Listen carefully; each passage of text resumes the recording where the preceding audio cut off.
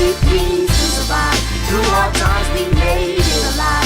No, I can't let go of my drive. My life's work is all of my pride.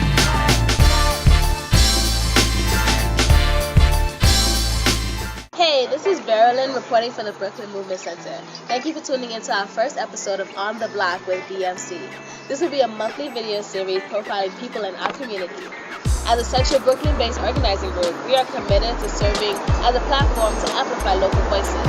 Each month, as we select community members to interview, we will be fielding questions from you, our viewer, via Facebook and Twitter, which we know you're on, and we will select questions to ask during the interview. For our first episode, we wanted to profile the candidates in our congressional race between Councilman Barron and Assemblymember Hakeem Jeffries. Despite several attempts, though, we were not able to secure an interview with Jeffries. Here's our interview with Barron. My name is Charles Barron. I'm a council member from the 42nd Councilmanic District of Brooklyn, which covers predominantly East New York. We have some of Canarsie, a little bit of East Flatbush, and a little bit of Brownsville. You know, that's a tough question because there's several things that I'm very, very proud of. In East New York, I am the #1 council member in bringing in real affordable housing. I think that's a great accomplishment because of gentrification that's occurring right here in Bedford-Stuyvesant.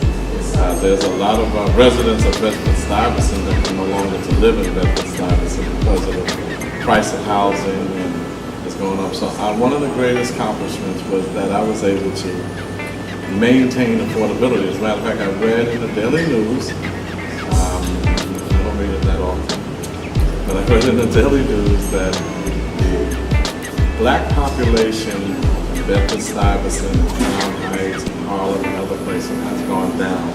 A lot of blacks are leaving New York City because they can no longer afford to live here. They're going south.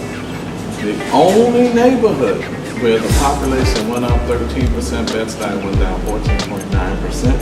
It went up 13%, the black population in East New York. And the reasons they gave is because of affordable housing.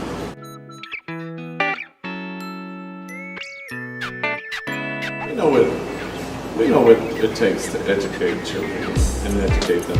One, how about a teacher who wants to teach, knows how to teach, and is into the children and teaching? Two, how about a smaller class size? Not 20, 30, 40 kids in a class. How about 15, 20 kids in a class? How about a culturally diversified and rich curriculum? How about smart boards and science labs and computer labs and, like I said before, art, music, recreation? That's what makes a child motivated to want to come to school and learn. And you can put that in charter, public, or private.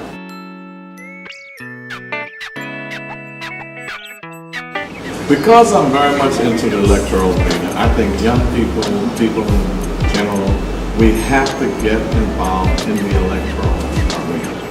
And I think that is critical because that's where the power is. I would want us to get involved in taking control over the destinies of our community by getting in power positions.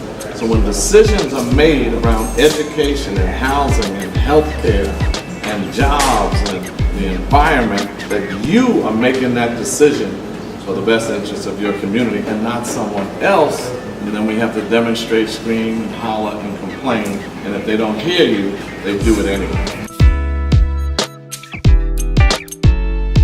Sister's Place. What do you like about Sister's Place? Because they have, one, jazz concerts, jazz programs on Saturdays, so it's a good place to come. There's not too many black-owned and operated, jazz spots in the city. And not just jazz, you can have other kinds of music, but jazz is the main music. And then this is a place where historic meetings happen. We started our Freedom Party meetings here, so they've been very politically involved.